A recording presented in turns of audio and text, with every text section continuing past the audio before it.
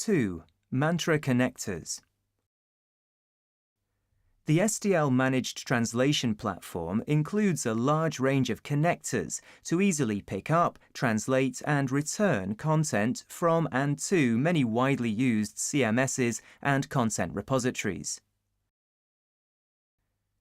Here's an overview of the currently available connectors.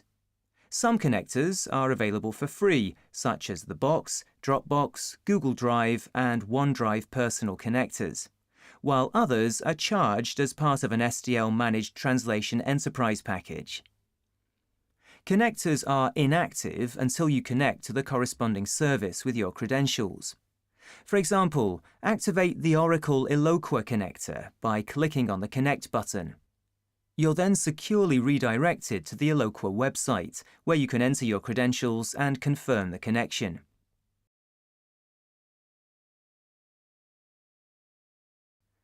Now that the connector is active, go to the New Project page and enter a project name.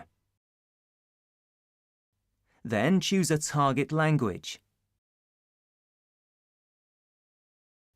Next, in the Project Files section, click on Select Connector.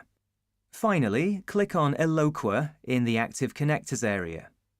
This opens a browser window for the Eloqua repository.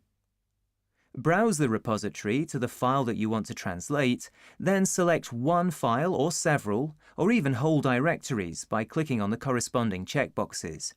Then click on OK. The files are then transferred from Eloqua to SDL Managed Translation, ready for translation. If needed, you can repeat the operation to add more files. When done, click on Submit Project.